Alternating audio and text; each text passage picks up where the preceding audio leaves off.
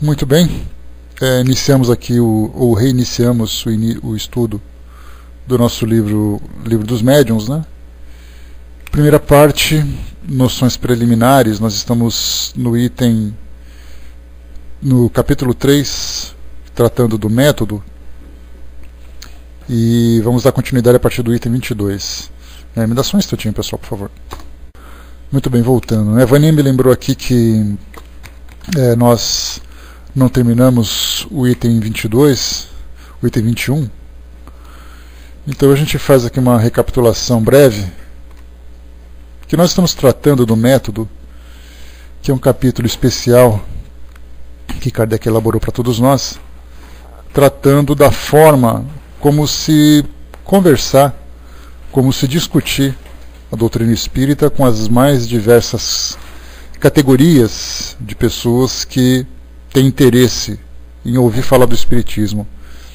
Alguns têm interesse em conhecer por uma necessidade, alguns por uma curiosidade, alguns para estabelecer algum tipo de enfrentamento, de crítica, né, que pergunta, olha, me fala aí sobre a sua crença, mas me fala porque eu já estou avisando que eu não acredito. E aí então começa aquela história. Então, na verdade, não é uma forma de você abordar as pessoas para apresentar, mas é a forma de você responder aquilo que se pergunta. Isso porque, como nós comentamos, esse capítulo se encontra no livro dos Médiuns. Bom trabalho, Didima. Vamos lá. Bom dia, pessoal que chegou. Isso porque, quando se fala sobre mediunidade, a impressão que se tem inicial é que o espiritismo se resume em mediunidade, em fenômenos mediúnicos, sendo que, na verdade, o espiritismo é uma filosofia extremamente complexa e abrangente. Dessa forma, a expressão ou as ideias sobre mediunidade não devem ser o ponto de partida para qualquer tipo de discussão sobre o espiritismo. Se alguém vier perguntar, por exemplo, me prova que o espiritismo é verdade, e a resposta imediata que a gente tem é assim, olha, vamos lá no centro espírita que eu vou te mostrar uma reunião mediúnica. Já começa errado, porque na verdade a reunião mediúnica é uma forma de comunicação com os espíritos e que isso não retrata o espiritismo na sua essência verdadeira. Tanto é assim que nós temos comunicação espiritual em tudo quanto é lugar. Você liga aí a televisão, você percebe nas reuniões protestantes, você percebe nas reuniões ubandistas, de candomblé, todas elas têm comunicação com os espíritos.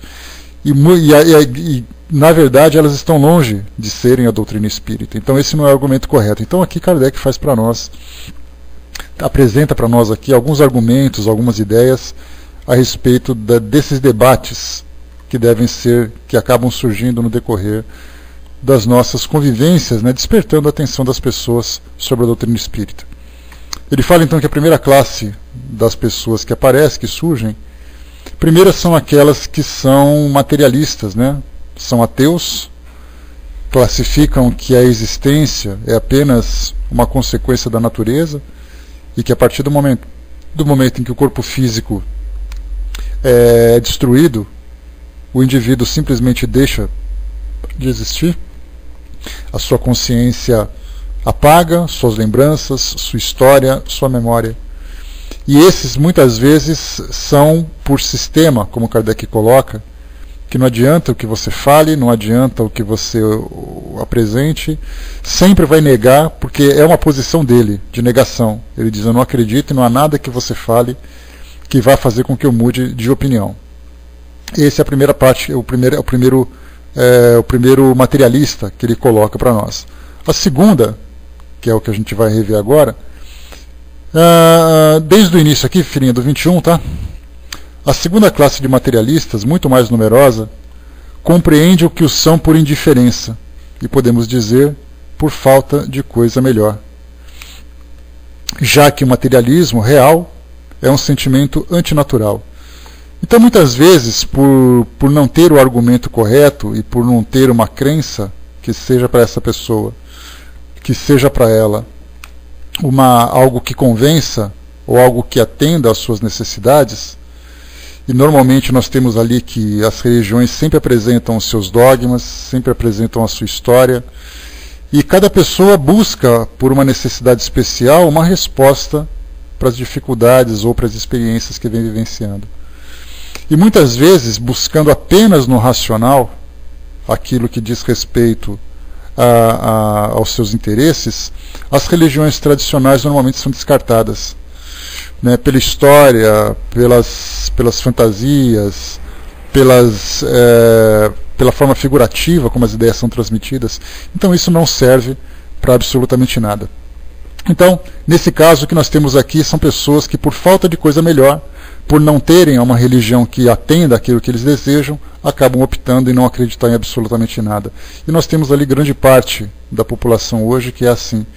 Ou seja, acabam optando por terem uma vida liberta de qualquer tipo de conceito ou preconceito religioso, exatamente porque da forma como se apresentam os argumentos, né? Existe um terrorismo religioso feito hoje, infelizmente, dentro das religiões, especialmente aqui do mundo ocidental, onde inferno acaba sendo o destino, que a maioria das pessoas que são pecadoras ou que acabam não se convencendo ou não aceitando os valores transmitidos por uma religião, e da forma como elas são impostas, acabam exatamente levando a essa descrença. Então, não o são deliberadamente, ou seja, eles não optaram em ser assim, mas acabaram não tendo essa opção. Como nós colocamos no nosso estudo anterior, nós perguntamos aqui na nossa sala, num exercício, digamos assim, prático sobre essa questão, nós aqui na sala, ou nós somos espíritas, ou temos uma simpatia, uma afinidade muito grande com o espiritismo. Muitos são praticantes, né, são estudiosos, né, estudantes, são trabalhadores, outros se afinizam bastante com as ideias. E nós perguntamos aqui, né, se nós não tivéssemos a doutrina espírita, qual seria a religião que nós escolheríamos?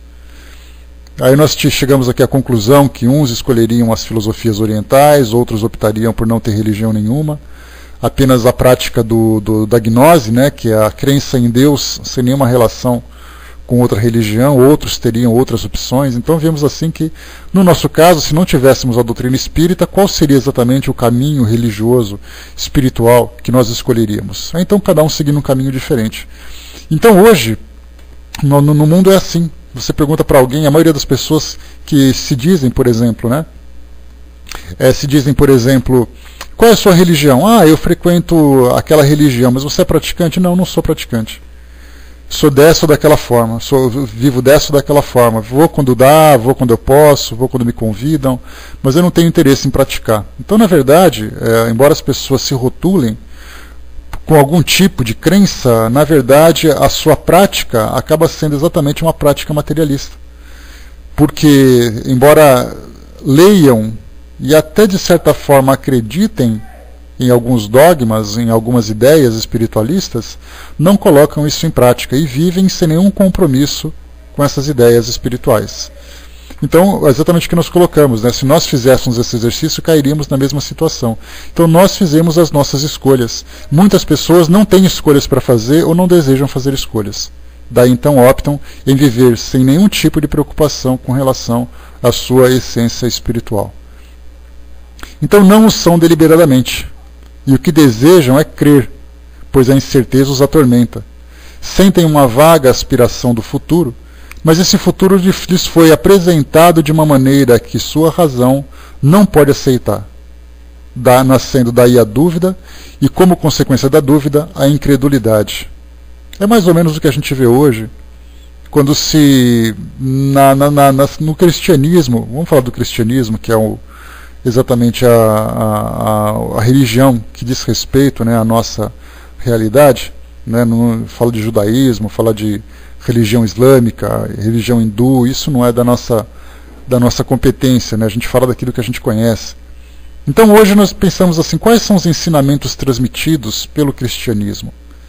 Desde criança, quando começa a frequentar ou as escolas dominicais, ou as reuniões infantis na Igreja Católica, né, ou os cursos de evangelização, normalmente tendo as ideias bíblicas como ponto de referência, nós começamos dizendo o seguinte, que Deus criou o mundo em 6 dias e no 7º descansou.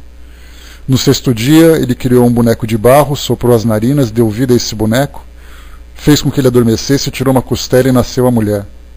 Esse casal teve 2 filhos, um filho matou o outro. O que fugiu, Caim, foi em direção a uma cidade, se casou e teve filhos. Só nesse ponto a gente já vê uma série de situações que, interpretando ao pé da letra, a nossa razão não aceita. Porque primeiro o mundo não foi formado em 6 dias. O mundo foi formado em bilhões de anos. Isso a própria ciência hoje atesta.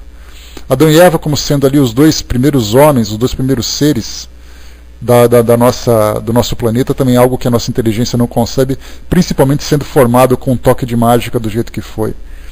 Caim e Abel, Caim matou Abel por inveja, Caim fugiu para uma cidade e se casou. Como é que ele pode ter se casado se na civilização só havia os pais, ele e o irmão? Dessa forma então, calma, não se assustem. Dessa forma então, só nesse livro A Gênese, nesses primeiros capítulos, eu também levei Mir, estava aqui do meu lado. Então só nesses primeiros capítulos da Bíblia, do livro A Gênese, logo no início, nós vemos ali algo que, estudando o básico daquilo que a nossa ciência apresenta, a gente já vê uma série de incoerências. E a partir dali a gente já começa a vir com dilúvio, já começa a vir com paradas do Sol de girar em torno da Terra, de homens falando com deuses, de milagres que para a nossa realidade isso é impossível de acontecer.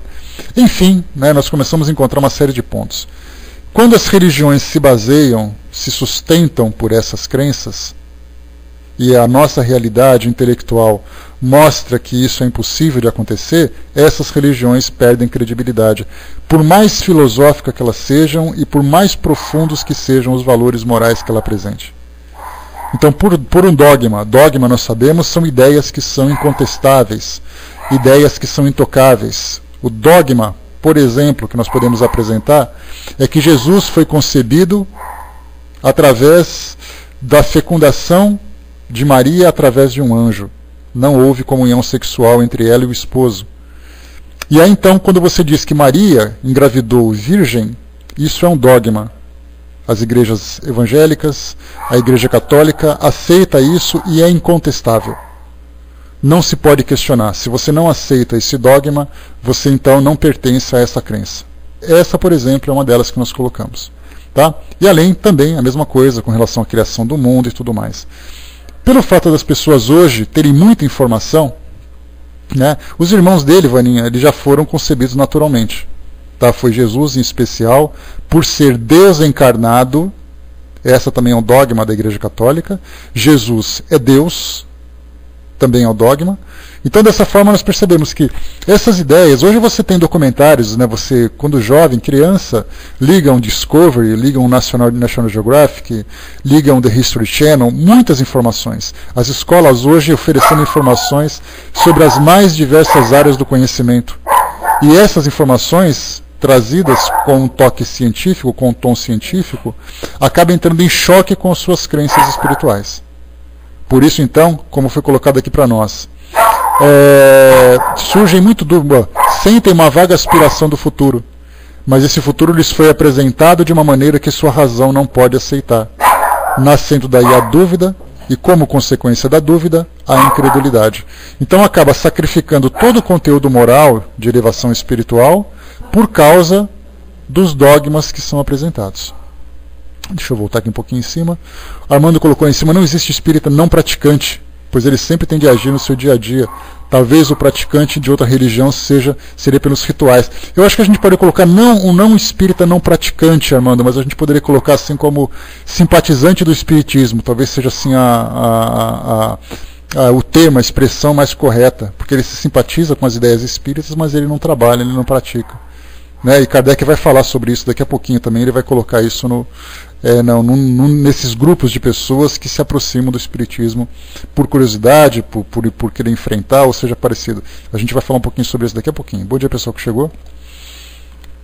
E continua para nós aqui. Para eles, pois, a incredulidade não se apoia num sistema. Quer dizer, ele não acredita, não deixa de acreditar porque ele está fazendo pirraça, porque ele quer simplesmente fazer marra. Ele não acredita porque aquilo que é apresentado não é aceitável. Como é que a gente vai aceitar uma coisa? Eu não concebo essa ideia. Dessa forma, então, se eu não concebo essa ideia, eu prefiro não ter nenhum tipo de relação com as religiões, embora deseje acreditar em Deus. Tão logo lhes apresenteis alguma coisa de racional, eles a aceitarão com ardor. Esses podem nos compreender, pois estão mais próximos de nós do que poderiam supor. E muitas vezes pessoas que não tinham nenhum vínculo com nenhum tipo de religião, porque a gente sabe que normalmente as pessoas se aproximam das religiões por algum tipo de sofrimento que estejam experimentando, uma pesquisa foi feita, por que você chegou nessa religião?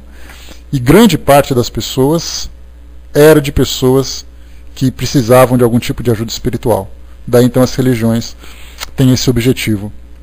Só que os argumentos que são oferecidos é o que vão fazer com que elas se convençam ou não. Então, no caso dessas pessoas, a aproximação com o Espiritismo acaba sendo muito mais fácil do que aqueles que o são por sistema. Aqueles que negam simplesmente porque dizem que não querem aceitar. Você tem uma necessidade, você se aproxima, você oferece um livro, ele começa a ler, começa a ver uma certa coerência, participa de uma reunião e vê a legitimidade daquela reunião, que os argumentos que são apresentados e tudo mais, então fica mais fácil da aceitação. Continua Kardec. Com os primeiros, não faleis de revelação, nem de anjos ou do paraíso, pois não compreenderiam. Então os primeiros são aqueles por sistema, né? Você nega por negar. Então se ele está negando que exista qualquer coisa do mundo espiritual, que existe qualquer coisa do mundo espiritual, não adianta você falar assim, não, mas Deus fez. Não, primeiro eu não acredito em Deus, eu não acredito em espírito, não acredito em céu, não acredito em inferno, não acredito em nada. Eu acredito na ciência, eu acredito na razão, eu acredito naquilo que é material. Então se ele apresenta esse argumento, não adianta você querer oferecer nada com relação a isso. Não, porque lá no centro espírita a gente fala de espíritos, a gente fala com os espíritos, então você é maluco, você sofre de alucinação. Simplesmente não acredita, então não adianta querer apresentar nada. Ele coloca assim, mas colocai-vos no seu próprio terreno e provai-lhes, primeiro, que as leis da filosofia não podem explicar tudo, o resto virá depois. A situação é outra quando não se trata de incredulidade preconcebida, pois nesse caso a crença não foi totalmente anulada e permanece como germe latente, asfixiado pelas ervas daninhas que uma centelha pode reanimar. É o cego a que se restitui a vista e que se alegra de rever a luz. É o náufrago a que se atira a uma tábua de salvação. Então, primeiro, não adianta a gente pensar, muito bem, por que você acha que as coisas são assim? Então, na verdade, aqueles que são materialistas por sistema, o campo da filosofia e o campo da ciência são os dois campos em que se pode caminhar. O campo da espiritualidade é um campo nulo, é improdutivo, é uma terra seca, que não adianta você lançar nenhum tipo de semente que não vai germinar, por mais lógico que seja e por mais reais que sejam as experiências espirituais que se tenha vivido. Não adianta. Pois é, a Luísa está colocando aqui que acredita porque eu vejo, então não tem como negar, né, Luísa? E muita gente assim, pior que tem gente que Kardec coloca, que as pessoas vão em busca de um psiquiatra. Eu vejo, falam comigo, mas mas isso aí para mim é coisa de alucinação, eu estou tomando remédio. E Kardec fala que tem pessoas que mesmo com todas as provas, que as coisas sendo ostensivas, ele nega porque ele não quer aceitar. Isso é uma negação por sistema, né? O Nando colocou uma amiga agnóstica, né? Já li Allan Kardec, já estudei tudo sobre doutrina, mas não entra na minha cabeça, não tem explicação na ciência, né? Porque muitas vezes, Nando, esse argumento é bastante comum, pode parecer engraçado, mas é bastante comum. Porque quando a gente estuda, nós que somos estudantes da doutrina espírita, lemos todos os dias, falamos todos os dias, ouvimos todos os dias, nós vamos construindo um raciocínio que ele vai se desenvolvendo e vai se aprofundando. Quando você não acredita em absolutamente nada, e você pega um livro que você não conhece, uma filosofia que você não conhece, e você simplesmente lê e tira suas próprias conclusões, surgem muitas dúvidas, e daí não entra na cabeça mesmo. Então não basta você simplesmente dizer para alguém que não conhece, olha, leia o livro dos Espíritos. Por que Kardec lançou o livro que é o Espiritismo, por exemplo? Porque esse livro que é o Espiritismo, ele vem mais mastigado, ele vem numa linguagem mais simples, com outros tipos de exemplo, porque ele percebeu que o livro dos Espíritos, o peso da filosofia, o peso da ciência, ele não é para principiantes. Ele é um livro que deve ser estudado cuidadosamente para que possa indo absorvendo esse conhecimento gradualmente. Então, por isso que ele lançou livros novos. Então, não adianta alguém pegar um livro dos Espíritos e fazer o seu próprio julgamento. Não é assim. A mesma coisa acontece com aqueles que são os opositores do Espiritismo, que a gente vê em sites de outras religiões, que eles falam assim, olha, já li as obras de Kardec, para mim eu não concordo com nada. Quer dizer, ler é fácil. Você lê, tira suas conclusões e tudo mais. Eu também leio a Bíblia e vi um monte de coisa lá que eu não aceito e não gosto. Agora, se a gente começar a estudar, a gente vai ter um pensamento diferente. Então, ler é uma coisa, estudar é outra. Né? Não consegue ter diário com ela sobre isso, né? Ela se limita a dizer que não existe a verdade, né? Então depende do ponto de vista dela, né? Então, e tem pessoas também, Nando, é importante a gente lembrar que se tem pessoas que não querem, você não tem por que insistir. Esse é o tempo dela, assim como se você por acaso pegar alguém de uma outra religião, testemunha de Jeová, que pare na porta da sua casa naquele domingo ensolarado de manhã e queira te convencer, você não vai conseguir aceitar. Porque você já tem ali o seu pensamento fechado. Você já tem ali as suas ideias já elaboradas. Então não adianta outras ideias querer tomar lugar daquilo que para você já é suficiente. Então tem pessoas que acreditam em alguma religião e tem pessoas que não acreditam em nenhuma religião. Então nós estamos falando não de religião ou não religião. Nós falamos de acreditar em alguma coisa. Tem pessoas que acreditam que não há nada. Tem pessoas que acreditam que tem. Se essa é uma crença que para ela já é suficiente, o assunto morre ali. Fala de futebol, fala de moda, de culinária, qualquer outra coisa. Muda de assunto, porque não adianta. E não é perder tempo. Ah, estou perdendo tempo. Se eu disser que estou perdendo tempo, eu estou com a pretensão de que eu sou dono da verdade. Então, na verdade, nós não vamos desperdiçar o nosso tempo conversando com um assunto que não vai ser produtivo. Ah, eu não perco tempo com ela. Olha que arrogância a gente falar isso. Por que você acha tão especial a ponto de achar que está perdendo tempo com alguém? Então, assim, esse assunto não agrada, esse assunto não vai ser produtivo, não vai crescer em nada, não vai acrescentar absolutamente nada, o assunto parar por ali. Não se fala mais nisso, então. Esse tema acaba sendo descartado do vocabulário de vocês. A Miriam colocou, né, ainda mais quando já vem com o pé atrás, né, esse é o problema, a gente vai falar sobre isso também. A Márcia colocou, né, ler também com intenção de crítica e só apontar os defeitos, nada vai adiantar de nada, né? Pois é, exatamente. E a gente também tem isso, viu, Miriam? A gente não fala, Márcia, a gente não fala só das pessoas. Nós também passamos por situações assim. Quantas vezes a gente pega um trecho, já fiz isso, já li, por exemplo, um trecho da Bíblia procurando defeito, para poder juntar argumento contra aqueles que atacam aquilo que a gente acredita. Quando você pega, por exemplo, Deuteronômio, caiu, filhinha, deu uma picotada aqui, você já voltou. Você pega, por exemplo, Deuteronômio, onde tem Moisés ali trazendo uma série de leis daquela época, falando sobre críticas, falando sobre violência, que fala, por exemplo, se chega lá um necromante na sua cidade, apedreja e manda embora. Aí a gente lê aquilo doido para poder pegar esse argumento e falar assim, é nisso que vocês acreditam? Quando você pega, por exemplo, também, você tem ali Levíticos, uma passagem também com muitas orientações sobre rituais, sobre os sacrifícios animais que eram feitos naquela época, onde você tem ali tamanho do altar, que tipo de animal que deve ser sacrificado. A gente lê e fala assim, olha, você está vendo?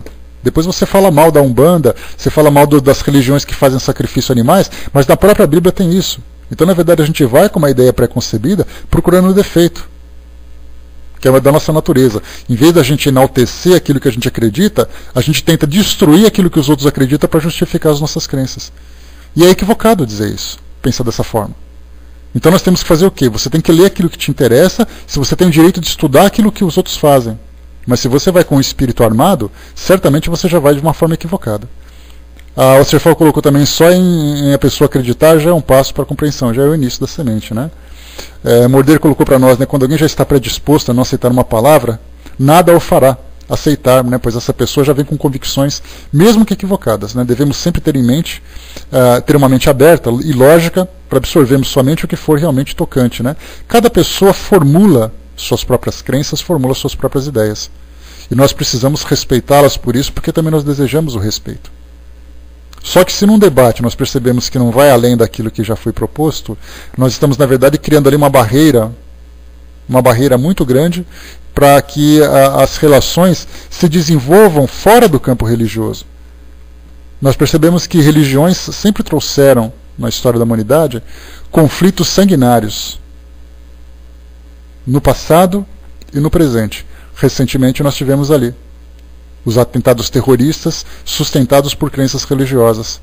Um pega o avião, joga em cima do outro porque diz que ele é o incrédulo, vamos atacar os incrédulos porque está no livro sagrado. Aí o outro que foi atingido junta seu exército, baixa a cabeça e fala: Senhor, nos ajude a destruir os nossos inimigos. Como se Deus fosse colocar a mão e dizer: meus filhos, eu te abençoo, vocês podem matá-la aos opositores. Então, na verdade, as religiões, por causa de um pensamento equivocado, sempre geraram esses conflitos. Por quê? Por causa de intolerância. Aquilo que eu acredito é bom para mim. E se aquilo que eu acredito não faz mal para ninguém, eu não prejudico ninguém por isso, eu não tenho por que ser violado na minha crença. Agora, se aquilo que eu acredito prejudica os outros, então eu estou errado. Porque eu não apenas infringo uma lei civil, como eu violo a crença das pessoas. Vai com Deus, rainha, bom dia. Como eu violo a crença das pessoas. Então, dessa forma, a gente precisa nós estamos amadurecendo com relação às religiões, às crenças. Por mais que a gente tenha milhares de anos de experiências religiosas, nós não aprendemos ainda a lidar com elas. E essa é algo que somente a maturidade vai nos ensinar. E essa maturidade é uma maturidade pessoal. Eu tenho que aprender a aceitar a crença dos outros, e assim a gente vai, né, juntando. Eu vi uma mensagem esse fim de semana que dizia assim, né, que se eu tivesse cuidado em limpar a porta da minha casa todos os dias, e todo mundo fizesse a mesma coisa, nós teríamos um mundo limpo. Ou seja, eu tenho que catar o meu lixo, o outro cata o lixo dele, e assim a gente vai limpando o mundo todo. Eu não preciso ficar pegando lixo na porta do vizinho. Isso significa o quê? Que se eu aprender a respeitar os direitos dos outros, e cada pessoa aprender também a respeitar os direitos dos outros, nós teremos um mundo que vai se respeitar. Mas não, eu não respeito dos outros e tento impor também as minhas próprias crenças. Esse é o problema que nós enfrentamos hoje. Vamos lá, item 22. Ao lado dos materialistas propriamente ditos, há uma terceira classe de incrédulos, que, embora espiritualistas, pelo menos no nome, não são menos refratários ao espiritismo. São os incrédulos de má vontade. Eles não querem crer porque isso lhes perturbaria o gozo dos prazeres materiais. Temem encontrar a condenação de sua ambição, de seu egoísmo e das vaidades humanas com que se deliciam. Fecham os olhos para não ver e tapam os ouvidos para não ouvir. Só podemos lamentá-los. Quando se fala sobre essa questão de crença, né? Bom dia, pessoal que chegou, Rô, Aninha. Esse pessoal, quando se fala sobre essa questão de materialistas, é importante lembrarmos que Kardec colocou 3 categorias diferentes. Aquele por sistema, aquele por falta de opção e aquele por má vontade. Pelo menos nesse início. Tem uma 4ª categoria que ele vai falar também, que são os interesseiros e o de má fé. Não é porque eu sou dessa, daquela ou daquela categoria. Muitas vezes, na minha mente, no meu modo de pensar, eu englobo todas elas. Eu nego uma coisa ali, me decepcionei com outra coisa ali, tenho uma vontade com fazer outra coisa. Então não pensemos simplesmente que assim, olha, cada categoria engloba um grupo de pessoas. Vocês para o lado esquerdo, vocês para o lado direito, vocês lá para o fundão e vocês aqui na frente. São todos misturados. Só que muitas vezes a gente tem tendência mais para um lado do que para o outro, de acordo com as experiências vivenciadas. Então aqui fala assim, são os incrédulos de má vontade, aqueles que não querem crer porque isso acaba desagradando. Só que eu penso assim, bom, eu não quero essa religião, porque ela diz que se eu fizer tal coisa, eu vou para o inferno. Primeiro, eu não quero ir para o inferno. Então, para mim, basta acreditar que se não seguir aquela religião, eu não vou ter essa preocupação, porque já que isso é uma questão de acreditar. Se eu acredito que eu vou, eu vou. Se eu não acredito, eu não vou. Segundo, porque essa ideia do inferno não me satisfaz a razão. Então, eu já percebo que eu tenho 2 elementos aí juntos, na mesma situação que me coloca nessa posição. Mas, de um modo geral, a gente pensa o seguinte, as religiões, elas acabam criando uma certa resistência nas pessoas, não pela proposta espiritual que elas acabam oferecendo. Essa proposta espiritual, eu diria que seria assim, o que acontece depois da morte física. Para onde você vai, com quem você vai, o que você vai fazer. Cada religião traz ali a sua visão do mundo espiritual. Algumas mais corretas, outras mais equivocadas, mas todas elas trazem essa visão. E as pessoas que negam religião, a gente pensa assim, ela nega a religião porque ela não aceita o mundo espiritual. Só que na verdade não é A verdade é outra. A verdade é que as religiões como um todo trazem para nós um conteúdo moral que exige do indivíduo que segue aquela religião uma mudança de conduta. E normalmente as pessoas não querem mudar o seu modo de viver. Então, independente daquilo que acontece no mundo espiritual ou não, aqui hoje eu tenho que ser caridoso, eu tenho que ser paciente, eu tenho que deixar os vícios de lado, eu tenho que ser disciplinado nos estudos. E quem quer mudar a sua vida para poder fazer isso? É uma minoria. Hoje nós temos pessoas que, por exemplo, embora frequentem as instituições religiosas, vão aos cultos, às reuniões, às palestras e tudo mais, mas no seu cotidiano não transforma a sua conduta. Ele continua agindo da mesma forma negligente com relação à sua saúde, com relação à moralidade. Se você tiver que seguir aquela religião, você vai ter que parar de fazer tudo isso. E você quer abrir mão, você quer sacrificar a sua vida? Porque se todos nós aqui seguíssemos ao pé da letra aquilo que a doutrina espírita nos propõe em termos de valores, em termos de transformação íntima e tudo mais, nós abriríamos mão de 80% da rotina que a gente vive.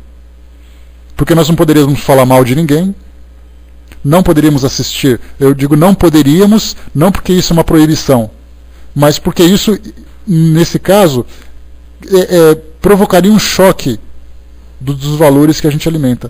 Então eu deixaria de assistir televisão, porque a televisão só traz imagens, ideias que são destrutivas. Eu deixaria de frequentar as festas e bailes e barzinhos e restaurantes que eu vou, porque ali tem uma série de comportamentos que não me agradam. Eu deixaria de comer um monte de coisa, porque tem coisas que eu como que vai contra esses valores que eu alimento. Eu deixaria de falar coisas com pessoas, conviver com pessoas, viveria em função apenas daquilo que diz respeito ao mundo espiritual, ou seja, eu viveria a espiritualidade aqui como encarnado. E nós tivemos pessoas que chegaram muito próximas disso, e se destacaram e são hoje idolatradas como santos. Mas nós teríamos condições de viver isso? Eu faria esse sacrifício para ser como elas? Eu me tornaria um Chico Xavier da vida? Porque para poder fazer isso eu não poderia falar mal de ninguém. E aquela coceirinha que me dá de fazer uma fofoquinha ainda é muito forte. De ficar vendo coisas, de pegar um filme, por exemplo, de ação, de um monte de gente morrendo, explodindo. Eu adoro filme assim, como é que eu faço? Isso vai contra os meus valores.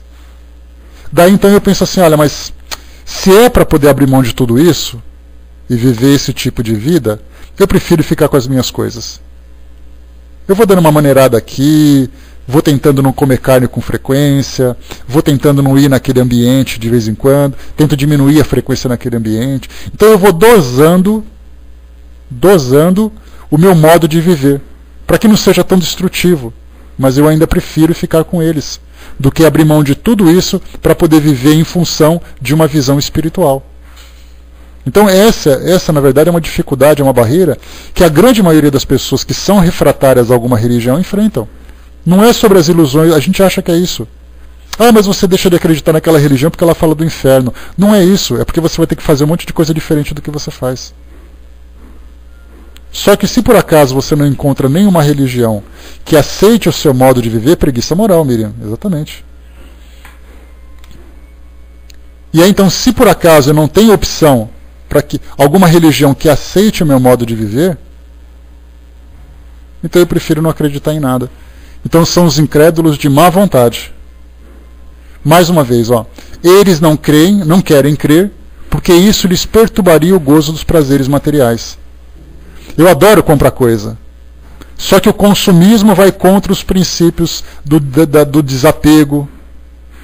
Eu vou ter que pensar na caridade do dinheiro que eu deixo de dar para quem não tem nada, para poder não comprar aquele computador maravilhoso, aquele carro, aquela casa. Eu vou ter que deixar de ir nas baladas porque eu teria que dedicar meu tempo em auxílio ao próximo. Aí eu falo, sinto muito, mas eu não sou santo não. Então eu posso viver assim um pouquinho só. Mas mais do que isso eu não posso. É por isso, Mia, que todo mundo aqui está no mundo de provas e expiações. A gente tem muito a aprender com isso ainda. Se nós deixássemos de lado esse tipo de vida, vivendo muito mais esses valores espirituais, nós estaríamos no mundo mais elevado. Porque essa é a destinação, o desapego a esses prazeres fúteis que nós alimentamos hoje. Enquanto nós ficarmos alimentando esses valores fúteis, nós estaremos num mundo exatamente como esse que nós estamos hoje. Armando colocou, mas esse não seria o certo, ir dosando, pois o tempo vai mostrar que muitas coisas perdem o valor. Mas as coisas acontecem no tempo certo, né, Armando? Esse é o problema. O fato de nós estarmos aqui há tanto tempo no mundo como esse mostra exatamente que a cada encarnação a gente vai despertando um pouco mais a nossa consciência. De uma hora para outra a gente não adianta querer fazer isso. Se fizesse de uma hora para outra, seria mais ou menos como se você privar alguém que tem dependência química por uma substância, de uma hora para outra, sem dar uma medicação que possa fazer com que ela se reequilibre.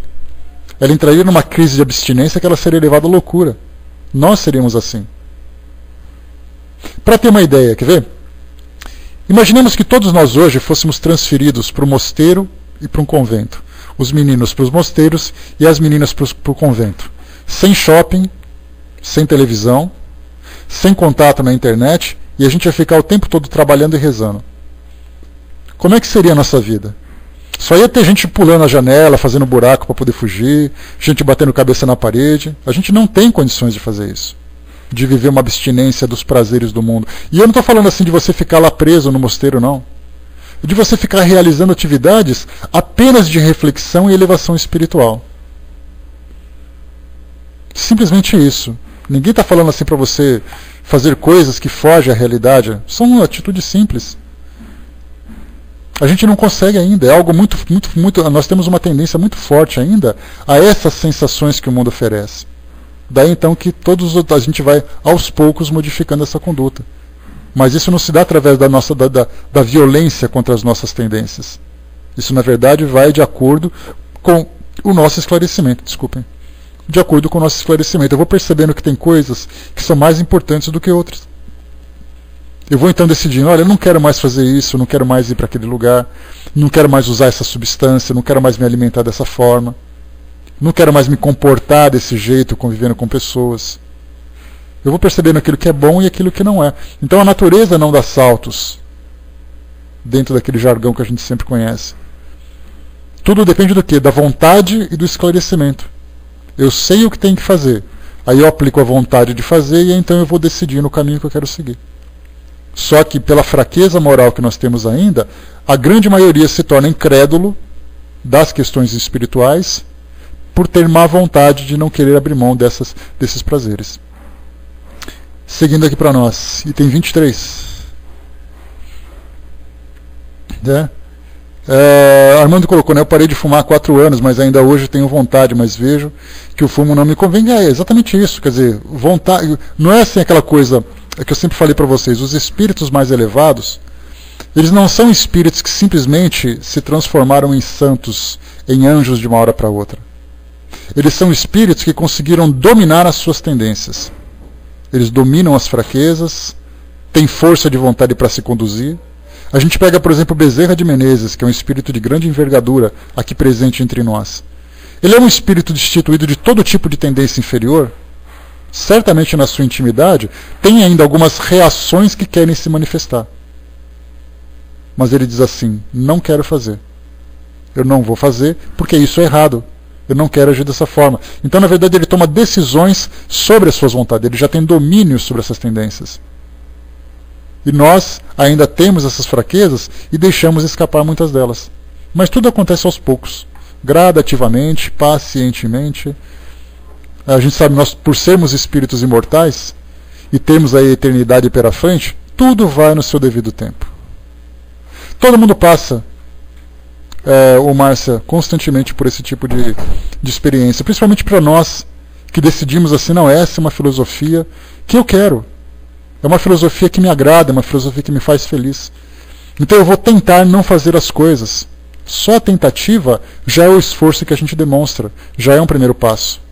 Porque, de um modo geral, se você abrir as janelas, abrir as portas de casa e começar a observar o mundo lá fora, a gente vai ver pessoas que não têm nenhum interesse em fazer sacrifícios. Não, eu não posso falar mal de ninguém. Como é que está o som, pessoal, por gentileza? Só um retornozinho rápido. Está contínuo ou está falhando? Tudo ok? Obrigado, então.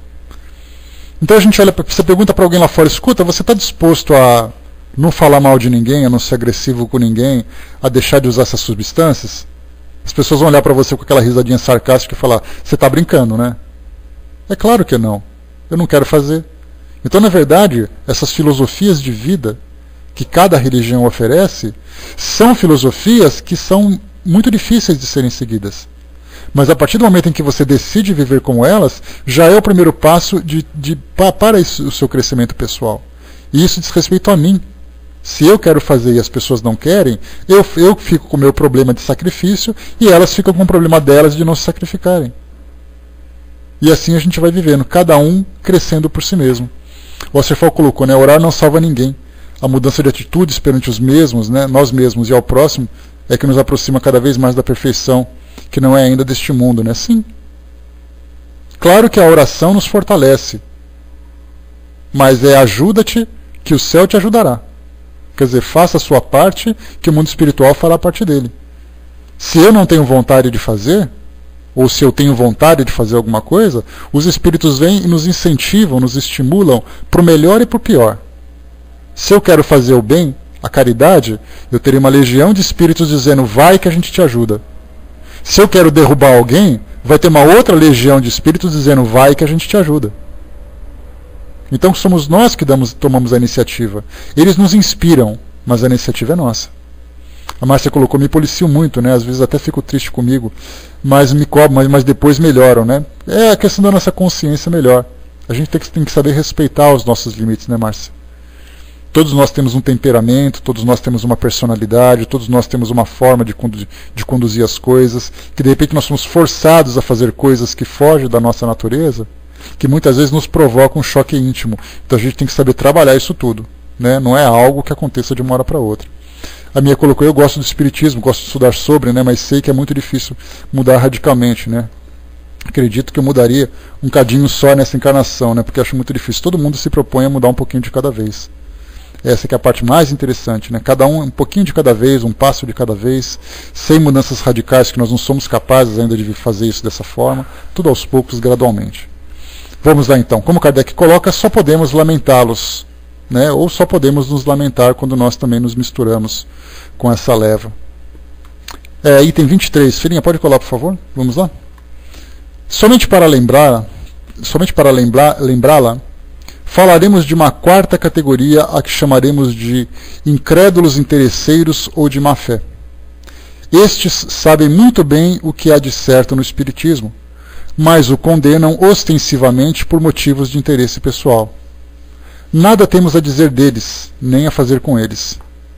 Se o materialista radical se engana, tem ao menos a desculpa da boa-fé.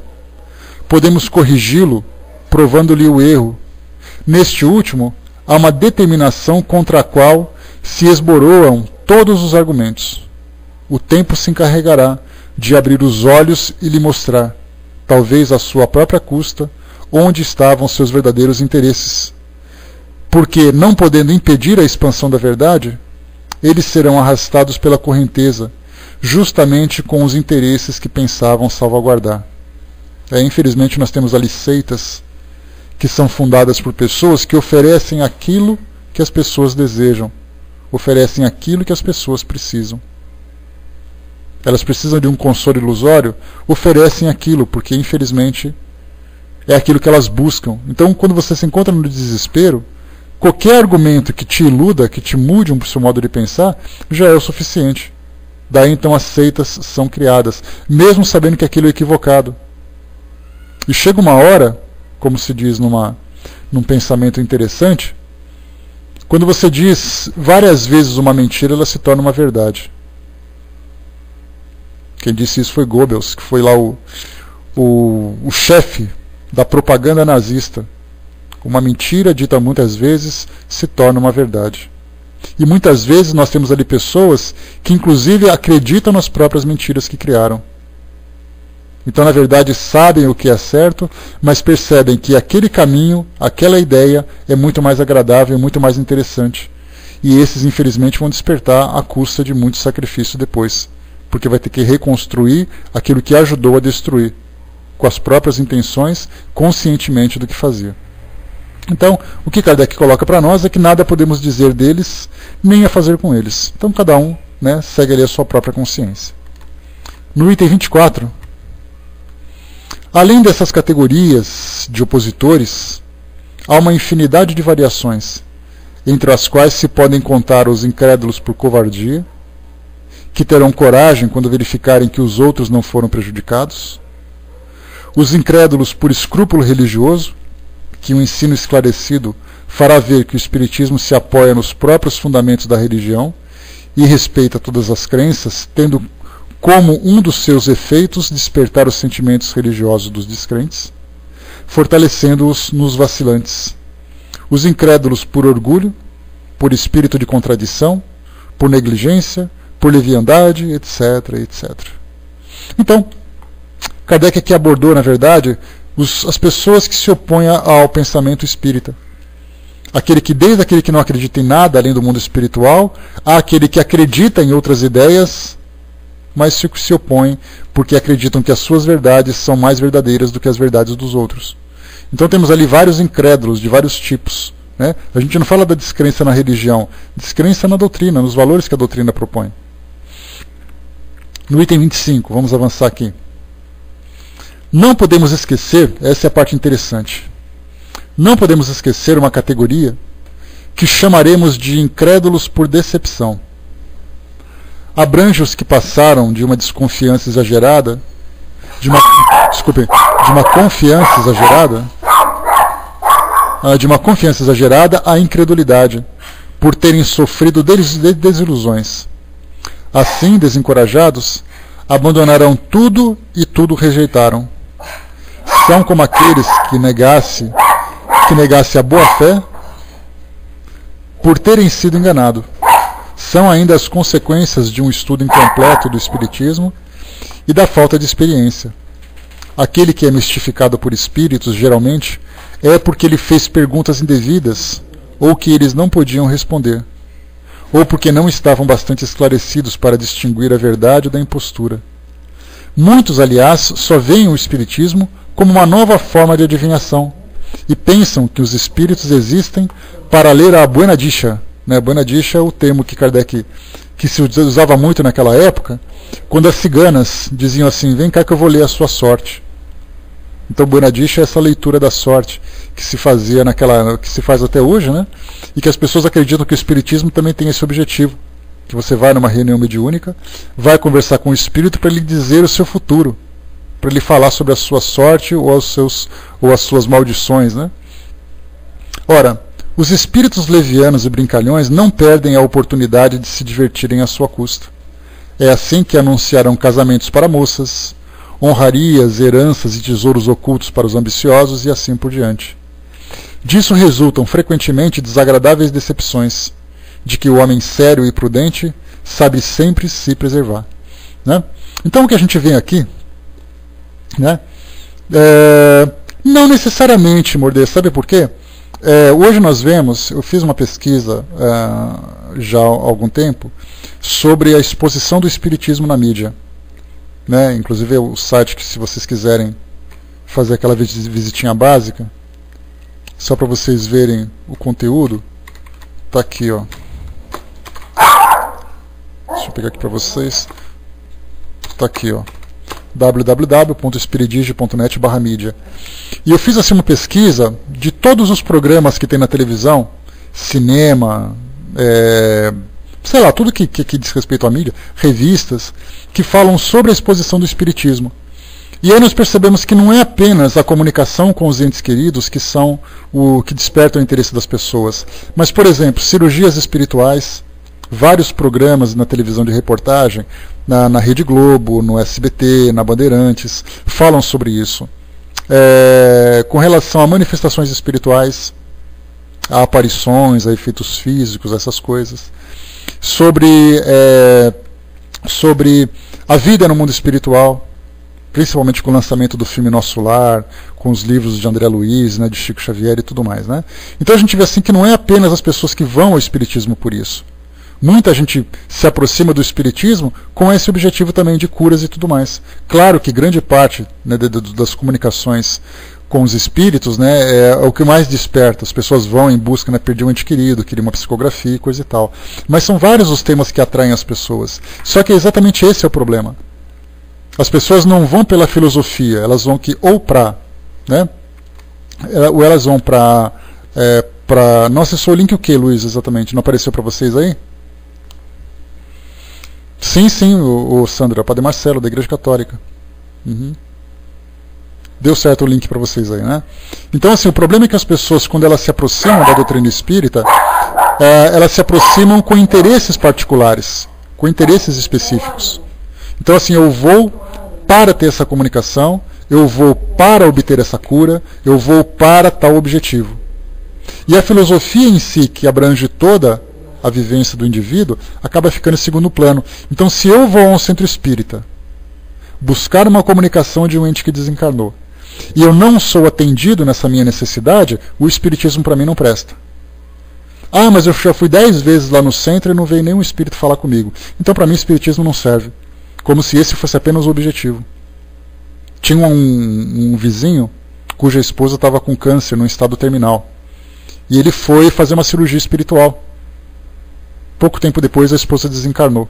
Porque as cirurgias espirituais, elas atendem às nossas necessidades. E essas necessidades dizem respeito à nossa necessidade espiritual e à nossa necessidade física. E ela acabou desencarnando. Nesse tratamento não foi possível fazer nada. E ele chegou falando cobras e lagartos. Disse que era uma palhaçada, porque ele foi lá levar a esposa, não fizeram nada por ela. E ele demonstrava assim, uma certa incredulidade, porque ele nunca acreditou em espiritismo. Quando precisou foi e não foi atendido. Então falar de espiritismo para ele é falar daquela frustração naquela experiência, naquela cirurgia. Então por isso que Kardec coloca para nós, né, que nessas pessoas que são os incrédulos por decepção, nós temos aí as levas, e não apenas com relação ao espiritismo, mas com relação a várias outras religiões também. Uma pesquisa que saiu recentemente na revista Isto É, uma revista de grande circulação nacional, falava sobre as religiões. Por que as pessoas mudam de religião? E aí então fizeram um gráfico. Fizeram um gráfico mostrando assim as religiões muçulmana, judaica, as evangélicas, católica e espírita, e mostrando a migração entre essas religiões. Por que as pessoas mudam de religião com tanta facilidade? Por que você é católico, você se tornou evangélico? Por que você é evangélico, você se tornou espírita? Por que você é espírita, se tornou evangélico? Por que você foi trocando?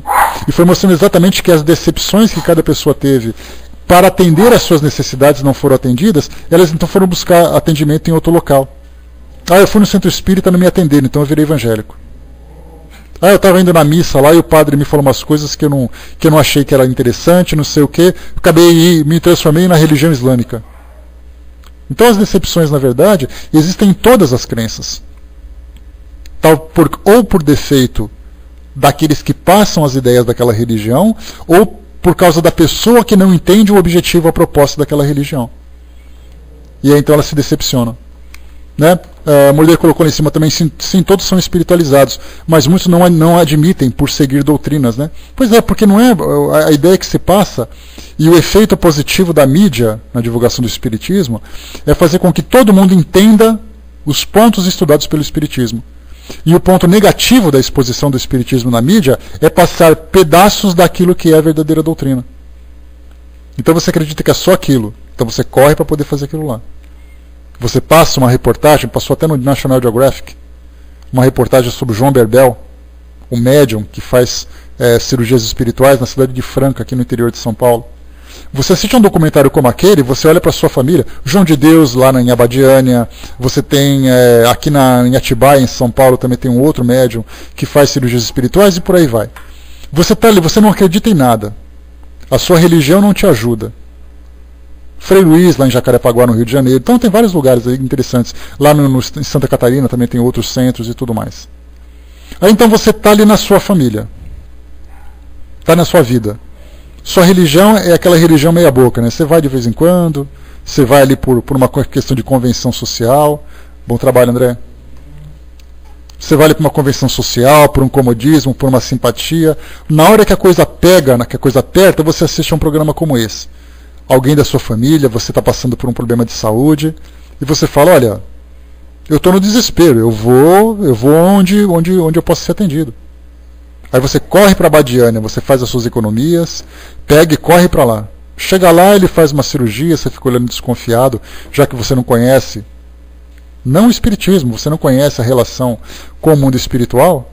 Aí você fica meio desconfiado, o médium coloca lá o algodãozinho com esparadrapo, aí você já fica com aquela coçadinha atrás da orelha, chega em casa, você não é atendido do modo como gostaria. Aí você fala, perdi meu tempo indo lá, não acredito nessas coisas mais. Por causa de uma decepção. Caravanas são organizadas para levar pessoas, por exemplo, para Uberaba, considerada ali a central do espiritismo em termos de psicografias. Só que você chega lá, são 3 pessoas atendidas por reunião. Agora que o Celso, que é o médium, que substituiu as tarefas do Chico ali naquele centro, ele se encontra hospitalizado. Passa por um estado gravíssimo de um câncer.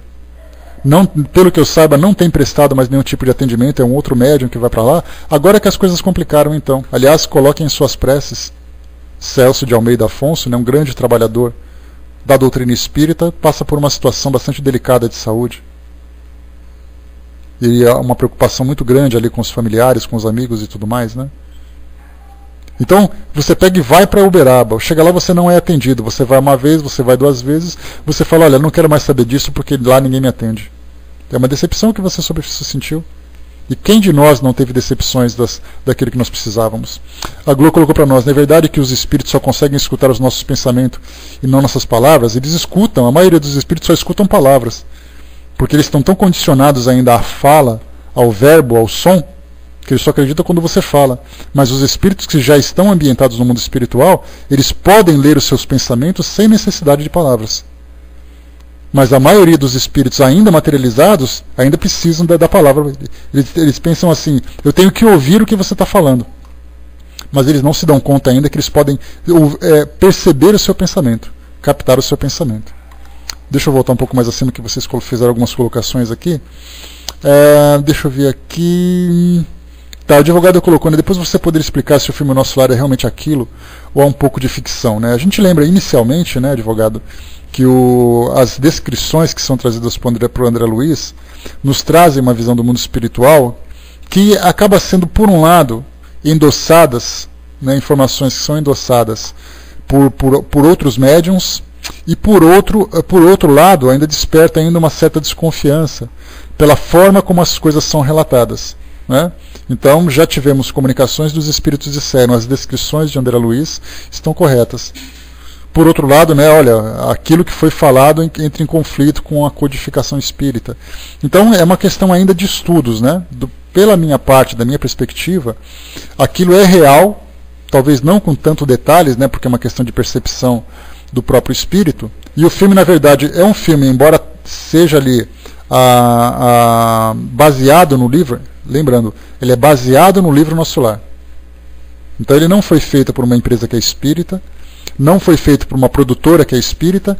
Então, por ser baseado, eles trouxeram para nós uma visão do mundo espiritual, como outros filmes também já trouxeram, que são vários os filmes que já falaram sobre o mundo espiritual, né? Então é um tema ainda que requer de nós muito estudo, muito cuidado nas nossas conclusões. Não imaginemos que a mídia, de um modo geral, vai retratar aquilo que de fato é a doutrina espírita, porque eles vendem aquilo que é interessante para eles. Então, um filme genuinamente espírita, nós temos pouquíssimos aí no mercado. A maioria são documentários, são depoimentos e tudo mais, né? O resto é baseado. O próprio filme de Chico Xavier, por exemplo, tem ali muitas contradições com relação à história dele. Se você pegar e ler o livro, por exemplo, As Vidas de Chico Xavier, que foi escrita pelo jornalista Marcel Sotomayor, um livro belíssimo de se ler, um livro assim com uma linguagem deliciosa. Para quem não leu, vale a pena conhecer a história de Chico. O filme Chico Xavier, o filme, foi baseado nesse livro. Se você ler o livro e fizer uma pesquisa e fizer uma comparação com a realidade, com a história do filme, você vai perceber que eles fizeram um resumão, fizeram um apanhado de informações para contar uma história. Mas não necessariamente a história real do Chico Xavier, né? Inclusive teve ali a história dos padres, né? Um padre que ajudou ele na infância, um padre que depois fez ali uma certa perseguição contra o Chico e tudo mais. Me fizeram uma mistura de padres ali, de nomes, que quando eu fiz a pesquisa eu percebi que eram personagens diferentes, mas que no filme eles juntaram num personagem só. Então a gente vê assim que são bem, né, a mídia faz ali aquilo que vende, né? Então eles acrescentam um pouquinho, já que ele é baseado, né? A Glo colocou como pode se comunicar com um ente querido que já desencarnou, né? Fui indo ao centro espírita, né, Glo? Nós temos ali muitos centros espíritas que oferecem o serviço de psicografias, né, de comunicação com os mortos, né? Então, com os desencarnados. Então é uma questão de você pesquisar. Eu não sei onde você se encontra, qual a região que você se encontra, mas se você entrar em contato com a Federação Espírita do seu estado, e você pergunta assim, olha, eu gostaria no Paraná, né? Então você vai na Federação Espírita do Paraná e pergunta qual centro espírita faz o trabalho de psicografias. Aí eles vão te dar uma indicação de um lugar que seja confiável, que seja bacana. É a melhor referência que você pode ter. Tá legal? Aqui em São Paulo nós temos, em Minas Gerais nós temos também, tá? Ou você pode entrar em contato, filhinha, coloca o site da Rosana, por favor. Você pode entrar em contato com a Rosana, com a nossa amiga também, que ela vai te dar orientações bem interessantes, que é o www.saudadeeadeus.com.br. Ali tem muitas psicografias, né, que ela mostra, ela orienta, ela esclarece direitinho para vocês. A Mac colocou para nós lá em cima, Minha Vida em Outra Vida retrata bem sobre a reencarnação. Esse filme ele retrata a experiência de uma mulher, mas a gente lembra que é um filme americano, é um filme que não é espírita, que mostra apenas uma experiência sobre a reencarnação daquela personagem, daquela mulher. Mas é um filme que é assim, muito interessante, porque mostra assim, aliás é um dos filmes que a doutrina espírita abraçou como sendo a representante, né, dos argumentos espíritas. Então é um filme que foi elaborado baseado numa história, assim como tem um filme indiano também, né, Manika, que é um filme indiano que mostra as memórias de uma jovem, de uma adolescente, indiana que também tem lembranças de existências anteriores. Mas mais uma vez a gente lembra que reencarnação é um tema de estudo do espiritismo, mas que não é detenção do espiritismo, não é propriedade do espiritismo, não é uma criação espírita. O budismo fala sobre reencarnação, o hinduísmo fala de reencarnação, o espiritismo fala de reencarnação. Né? Mas é um filme que vale a pena a gente ler para informação, mas não é um filme espírita. É baseado naquilo que foi relatado. E quando se relata alguma coisa, você relata do seu ponto de vista. Eu posso contar uma história, fazer um filme sobre a minha história, mas não significa necessariamente que eu esteja dizendo exatamente aquilo que aconteceu, porque eu não lembro. Né? Então estão situações assim.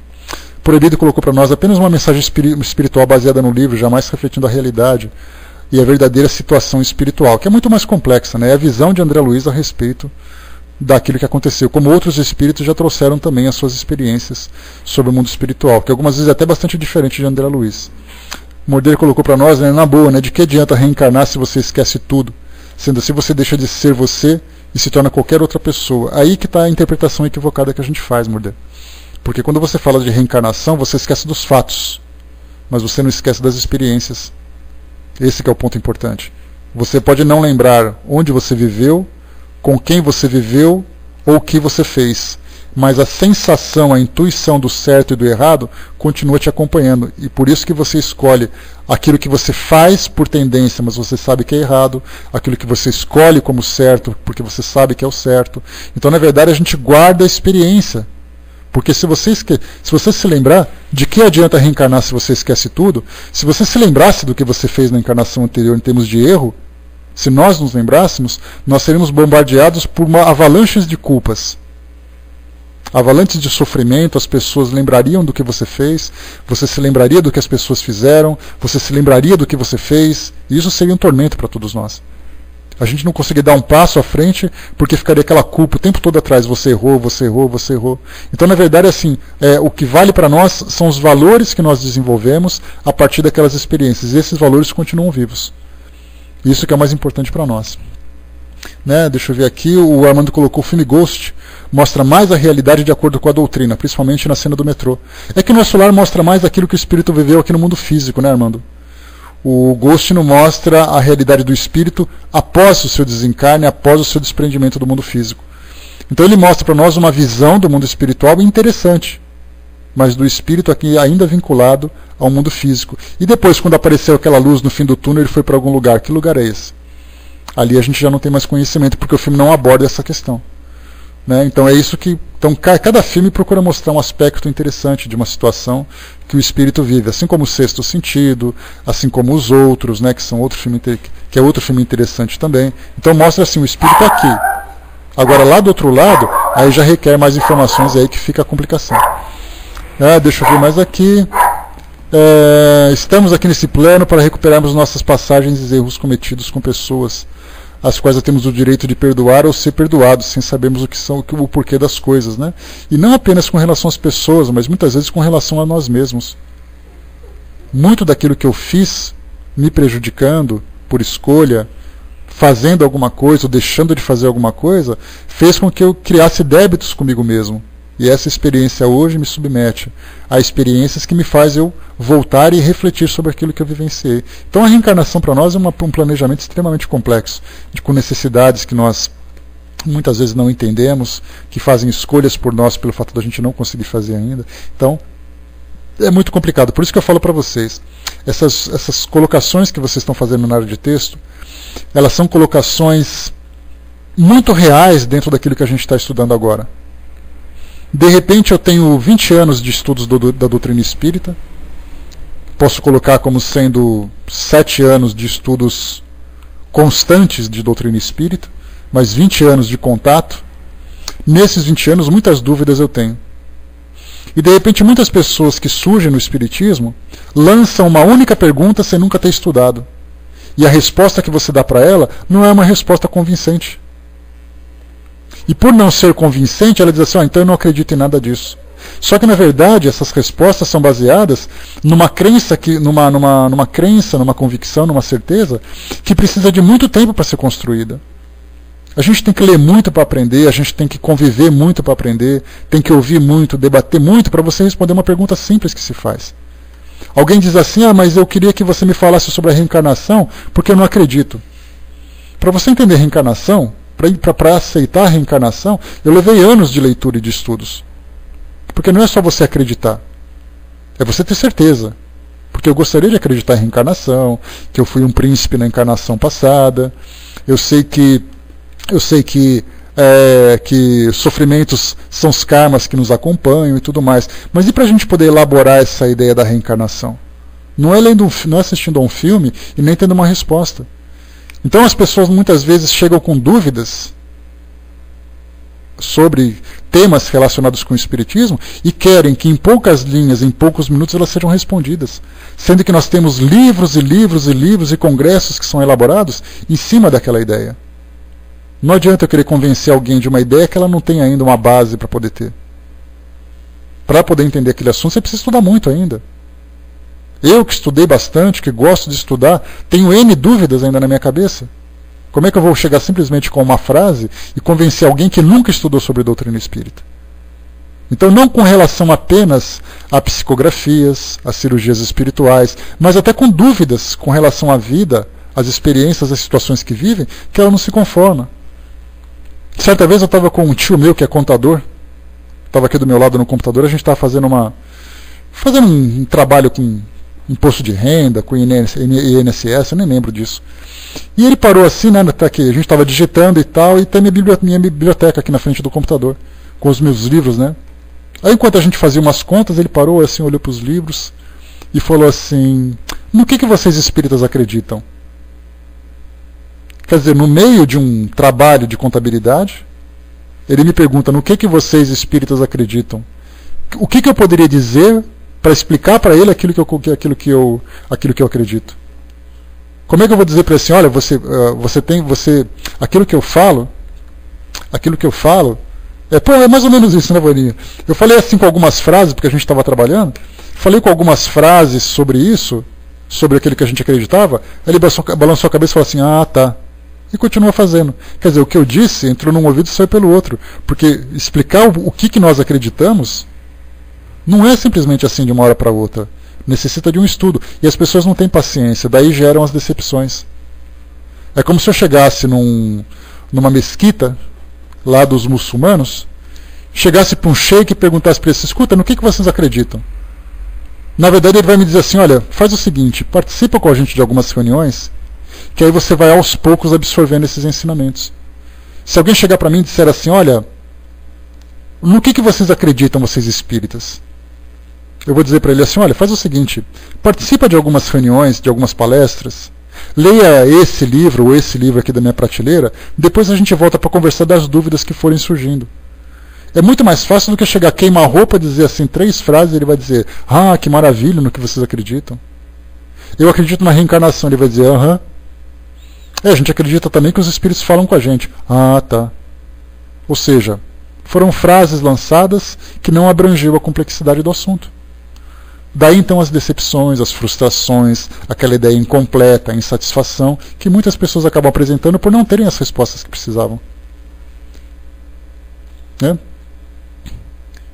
Esse é o problema, né, Armando? Quer dizer, o muçulmano deixou de ser espírita porque acreditava que Kardec era racista. Na verdade foi o quê? Se você pincelou um assunto ali e desse assunto tirou as próprias conclusões.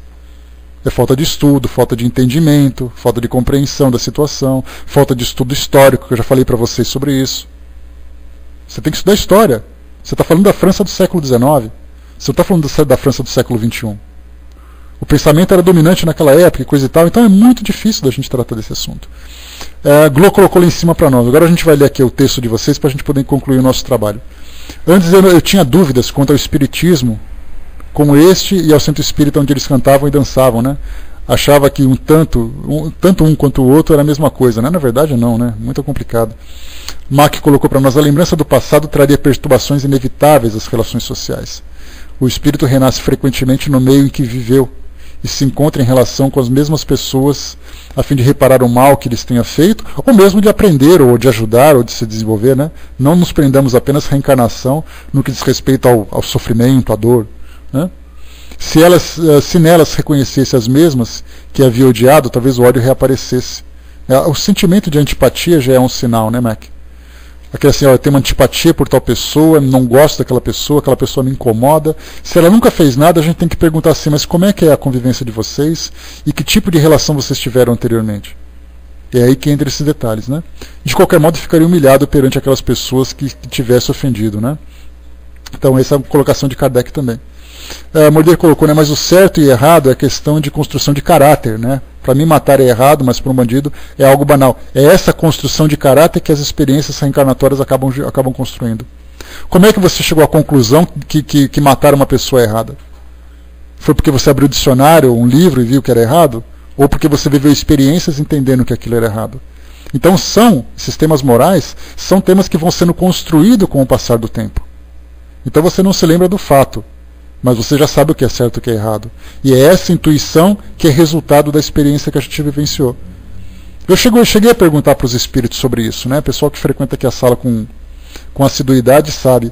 Cheguei a perguntar isso também, a mesma dúvida que você teve, eu perguntei. Eu falei assim, não seria mais fácil se a gente... quer ver? Deixa eu pegar aqui para vocês. Eu vou pegar aqui a psicografia e vou ler esse trechinho, que vai ser mais interessante a gente ler ipsiliteris, aquilo que eles colocam para nós. Só um instantinho, pessoal. Abre aqui os meus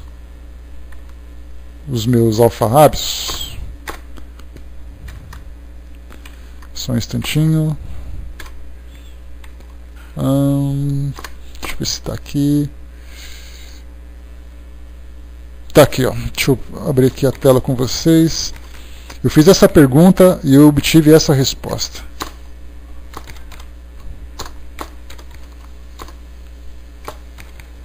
Só um instantinho. Perguntei aqui. O conhecimento do passado nos mostraria aquilo que ansiamos? Termos ciências das nossas escolhas e ações pretéritas seriam suficientes para compreendermos nosso presente e nos impulsionar por um futuro melhor? Essa foi a pergunta que eu fiz. A resposta foi colocada da seguinte forma. Deixa eu ver aqui.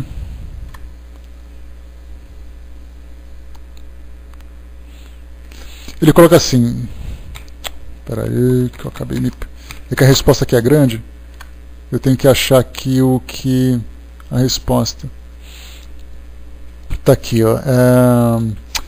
Filho, estuda a doutrina. Veja a figura luminosa que foi Jesus na passagem terrena. Veja suas últimas palavras depois de tanto sofrer a ignorância espiritual dos seres humanos. Quando o sentimento for purificado cada vez mais, alcançaremos a plenitude do paraíso terrestre. que fomos nós, seres humanos, que destruímos a ignorância da verdadeira vida espiritual? Deixa eu ver aqui, não é essa a resposta. Está aqui em cima. Está aqui, ó. O mundo terreno é uma escola de purificação para o espírito endividado, se corrigir dos erros do passado, que muitas vezes foi sua ruína espiritual. O esquecimento das vidas passadas é misericórdia divina, que nos permite esquecer o que fomos, o mal que praticamos, mas nos oferece, esse Pai magnânimo, a oportunidade de corrigenda pelos próprios conhecimentos espirituais adquiridos, quando no estágio espiritual do estudo das últimas vidas terrenas. Ó meu filho, se fosse permitido a lembrança, como seríamos massacrados por tantos erros praticados por orgulho, egoísmo, vaidades, poder excessivo. Filho, quando algo nos fere a vida terrena atual, o meu filho não faz de tudo para esquecer? Nessa base, avaliamos o nosso esquecimento de séculos, clemência divina para todos. Agora, se meu filho regressa à vida corporal, com um novo roteiro de luz e paz, mas de repente erros do passado começam a vibrar, pois tudo fica no computador espiritual do próprio ser, então, filho, algo surge que o retenha para que não repita os mesmos erros que já o arruinaram. Então daí ele continua com a resposta. Mas ele fala assim de uma forma bastante clara, bastante simples, a complexidade que é com relação, né? Posso sim, o Didman. Deixa eu ver aqui, está até num site que eu coloquei para vocês. Deixa eu ver se eu acho aqui direitinho, peraí. Assim vocês podem ler com calma. Tá aqui, ó.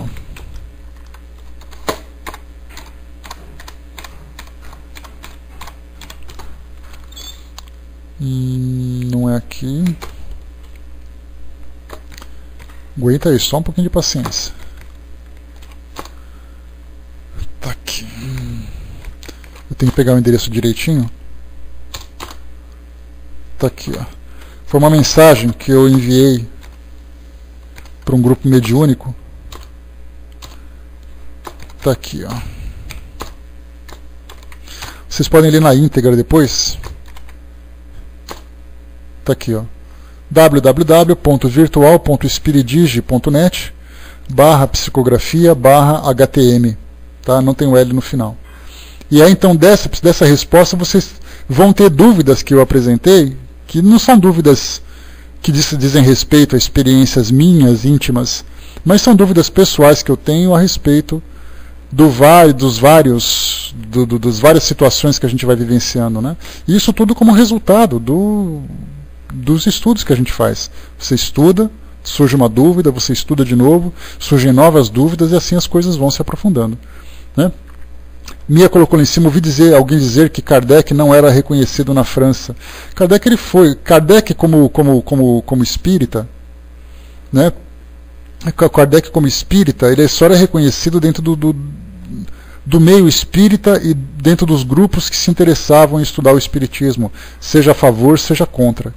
Agora, Rivail, que era o nome original de Kardec, ele era um grande pedagogo que revolucionou o sistema educacional francês, com muitos livros escritos, com muitas propostas educativas e tudo mais, né? Então hoje o espiritismo não é muito forte na França, até muito pouco reconhecido. Quando você vai num congresso, né? Já na Dibran, legal. Quando você vai num congresso, teve um congresso espírita em 2004, se eu não me engano, na França, em Paris, e ali 80% dos participantes eram de brasileiros, né? Então o espiritismo já não tem mais a mesma força, né? E para a gente poder fechar, né, aqui nosso trabalho, Morder colocou também ali, digamos que a pessoa que nessa encarnação conseguisse resolver todos os problemas que deixou para trás e o trouxe de volta para resolver. Nesse caso, o que você acha que aconteceria? Não reencarnaria ou o que aconteceria? Quando puder expor seu pensamento baseado no Espiritismo, em suas convicções, agradeço. O que os Espíritos propõem para nós, Mordedor, é que é como se nós fôssemos alunos. E esses alunos que participam de salas de aula. Quando você completa os seus estudos numa sala de aula, você muda para outra. Então aqui no nosso mundo, nós temos aqui um mundo que nós chamamos de provas e expiações. Provas são aquelas situações que provam o caráter, que provam, né, os seus valores. E as expiações são oportunidades de correção de equívocos anteriores cometidos. Quando você consegue resolver todas essas suas dificuldades, você vive com espíritos de uma natureza mais elevada, que não se encontram mais nesse mundo. No mundo como o nosso, né, com essas características de sofrimento, de dificuldades, de desafios. Né? Então o Espiritismo passa para nós essa visão de que você vai conquistando valores, se desprendendo de imperfeições, e você vai evoluindo cada vez mais. E essa evolução não se dá num mundo com características como o nosso. Mostra que existem outros ambientes no mundo espiritual, outros ambientes em outras dimensões, em outras regiões do espaço, que você vai ocupando, vivendo com espíritos que são dessa mesma natureza, dessa mesma elevação. Então, se você não tem mais nada para aprender na quarta série, você vai para a quinta, e assim sucessivamente. A mesma coisa acontece em termos de elevação espiritual. Então, esse tipo de colocação, como eu falei para vocês aqui agora, para nós que temos um estudo, né, perfeição. Jesus, por exemplo, segundo a visão de Allan Kardec, ele atingiu esse grau de perfeição. Então imagina que no mundo espiritual, só para a gente ter uma ideia, para dar um nó na nossa cabeça, imagina que no mundo espiritual existe uma hierarquia semelhante ao que existe aqui no nosso mundo. Né? Já estou fechando, filhinha. Né? Então, não é loop não. Conforme você vai evoluindo, é uma espiral que você vai subindo e se elevando cada vez mais. Então, imagina, por exemplo, uma hierarquia numa empresa, ou numa instituição governamental, em que você vai ocupando postos até chegar ao grau máximo, como se fosse um presidente da República. Num centro espírita, você tem ali dirigentes de um centro espírita. Num grupo de instituições, você tem ali espíritos responsáveis por essas instituições. Nós temos aqui, num país, por exemplo, nós temos espíritos responsáveis pela direção da vida das pessoas num país. E não são espíritos espíritas, são espíritos com sabedoria, com conhecimento, preocupação com as pessoas desse país. E cada país, cada região do nosso planeta tem um grupo de dirigentes. Imaginemos assim, o nosso planeta também tem um dirigente. Jesus era colocado por alguns espíritos que passavam para nós, que ele era dirigente do nosso planeta. A preocupação dele era a evolução da humanidade. Então ele veio pessoalmente fazer isso, tinha um grupo de espíritos que trabalhava com ele e tudo mais. No nosso sistema solar, que são vários planetas, tem espíritos responsáveis pela evolução desses planetas. Seja lá o que se tenha nesses planetas. Imaginemos então a nossa galáxia. Quem são os espíritos responsáveis pela evolução das galáxias? Da nossa galáxia. Imaginemos agora um grupo de galáxias. Quem são os espíritos responsáveis por essas galáxias? Então a gente vai imaginando qual é a envergadura, o conhecimento, a sabedoria, a pureza dos espíritos responsáveis pela evolução desses mundos todos. Porque a nossa cabeça não consegue dimensionar. Quando se fala em anjos, que são as denominações das religiões tradicionais, os anjos são esses espíritos que alcançaram essa pureza, que têm grandes responsabilidades para a evolução da humanidade. Ou seja, o espírito nunca para de trabalhar. Por mais que ele tenha adquirido pureza e sabedoria, ele continua atuando em tarefas que são de acordo com a capacidade dele. Mas como eu disse para vocês, a nossa visão é tão limitada ainda nesse nosso mundo, que a gente não consegue vislumbrar aquilo que acontece em outras dimensões.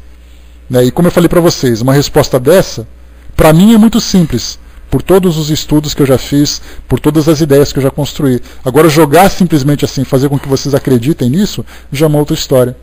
Necessitaríamos trocar muito mais ideias, evoluir muito mais o nosso pensamento. Né? Então, essa que é a dificuldade. Então, assim, é a forma como nós entendemos. O espírito vai evoluindo e vai assim vivendo em dimensões relativas à sua elevação. Aqui, nós estamos aqui vivendo as nossas necessidades. Como nós temos espíritos, por exemplo, que viveram no passado, imagine aquele passado da pré-história, aquele passado dos sumérios, onde a vida não tinha valor, onde os homens estavam se desenvolvendo. Aquilo era uma fase da humanidade que a gente chama de mundos primitivos. Aqueles tipos de espíritos já não reencarnam mais num mundo como esse.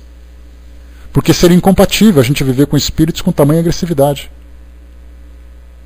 Então eles vivem num ambiente de acordo com a necessidade deles e nós de acordo com a nossa. E nós estamos vivendo uma fase de transição que todas as religiões observam isso, que é uma fase de transição de um mundo inferior desse como nós vivemos para um mundo melhor. Porque nós estamos crescendo, apesar do que acontece aqui na nossa realidade. Então nós vivemos uma fase de transição de um mundo de provas e expiação para um mundo de regeneração, para espíritos regenerados, espíritos que já aprenderam, que já não erram da mesma forma da anterior, né? Então são promoções, vamos dizendo assim, que o espírito vai adquirindo. Mas para isso a gente depende do entendimento sobre a reencarnação, do entendimento sobre os mundos habitados, do entendimento sobre a imortalidade do espírito. Que se você pega essas ideias e coloca numa religião católica ou evangélica, ela não é aceita, porque esses princípios não fazem parte dos seus dogmas. Então é importante que a gente estude profundamente, assiduamente, continuamente, para poder construir ideias. E não simplesmente lançar uma frase e fazer com que vocês acreditem nessa frase sem ter essa base. E isso faz parte do quê? Daquilo que nós estudamos, daqueles que não aceitam o espiritismo por decepção. Por decepção por experiências, por decepção por falta de respostas, por decepção por ilusões que sofreram, desilusões que sofreram. E aí então, por causa disso, por falta de um estudo de perseverança, acabam abrindo mão então de uma crença, como por exemplo essa que o espiritismo pode oferecer. O Nando colocou esse orientador coriolano, que escreveu novamente atrás, através de outros médiums em outro centro. Não, essa foi a única comunicação que eu recebi dele, Nando. Quando eu recorri à mesma médium que me deu essa comunicação, foi um outro espírito que me respondeu, que me trouxe respostas também que foram bastante convincentes, respostas bastante consoladoras, né, mas não foi o mesmo espírito. E eu me senti muito bem com essa resposta. Se vocês lerem aquilo que eu coloquei para vocês, da forma como eu perguntei, da forma como ele respondeu, eu me senti ali assim abraçado, né, por esse espírito. Me fez muito bem. Então é isso aí, gente. Fechando por aqui nosso trabalho. Né, para acabar aqui rapidamente, a Márcia colocou esses espíritos que estão aí na prisão máxima, sem nenhuma noção de qualquer sentimento de remorso, né, são espíritos endurecidos ainda que vão aprender com o tempo, Márcia, tudo no seu tempo. Muitos espíritos que não têm mais compatibilidade de viver num mundo como o nosso, serão levados, segundo orientações dos espíritos, serão levados para mundo compatíveis com a natureza deles. Então é assim agora, olha, quem quer pegar esse trem, pega, quem não quiser vai ficar para trás. E esse pessoal que não quer ficar para trás são esses espíritos ainda endurecidos de violência, muito violentos, viciosos, espíritos egoístas ao extremo, né? Então o mundo está começando a fazer a separação do joio e do trigo, né? Dentro da visão evangélica, da bíblica, né? O joio do trigo, separando aqueles espíritos que querem crescer e aqueles que não querem. Aqueles que não querem vão para um reformatório, digamos assim, né? Para um planeta reformatório. Aqueles que querem vão para um planeta regenerado. E nós estamos alcançando esse status, ou esperamos pelo menos, né? Esse é o nosso objetivo. Meus amigos, o papo está ótimo, mas a gente vai ter que encerrar aqui o nosso trabalho, já atingimos o limite do nosso tempo. Nós paramos aqui então no item 25, os incrédulos por decepção. Né? Trouxemos aqui vários exemplos, né? E a contribuição de vocês foi extremamente preciosa para a gente construir essa nossa ideia. Tchau, vai com Deus, Aninha. Beijo nas crianças, tá? Na de dentro e na de fora. E aí então a gente deixa aqui, né, o tema de estudo para o nosso próximo encontro quarta-feira. E vamos então para o encerramento. Né? Filhinha, quem vai fazer para nós o fechamento? É engraçado, né? Enquanto a Vaninha me responde. A Rô, né? Beleza. É engraçado porque muitas vezes nós observamos aqui na sala, tivemos uma situação semelhante agora há pouco que aconteceu, de uma pessoa que parecia ser de uma escola judaica, e a gente falando sobre os temas estudados pela doutrina, e de repente ele começou a lançar frases, né? Não, porque você vai para o juízo final, porque você é isso, porque é aquilo. Como se as frases que foram colocadas aqui na área de texto fossem fazer com que a gente mudasse as nossas convicções, a gente deixasse de acreditar em tudo que a gente acredita, porque ele colocou uma frase na área de texto falando sobre um tema diferente do nosso. Ou então quando chega alguém assim, diz assim, escuta, mas vocês que acreditam no espiritismo vão para o inferno. Dá a impressão de que eu vou começar a chorar e dizer assim, ai meu Deus, que medo, ele falou que eu vou para o inferno. Então são frases lançadas de uma forma irracional. Porque uma ideia não é construída em cima de uma frase. Nem para convencer alguém e nem para ofender alguém. Mas as pessoas acham que o fato delas acreditarem em alguma coisa vai ser simples dos outros acreditarem. A gente vê isso o tempo todo acontecendo aqui. Alguém entra, lança uma frase, porque na Bíblia está dizendo que não pode. Aí eu vou dizer assim, e agora que ele falou que não pode, eu não vou mais frequentar centro espírita, porque ele disse. Quer dizer, é uma ingenuidade, na verdade, né? Uma infantilidade religiosa agir dessa forma. Porque a filosofia de uma religião ela é extremamente complexa de ser construída. E você lançar frases mostra exatamente que você não entendeu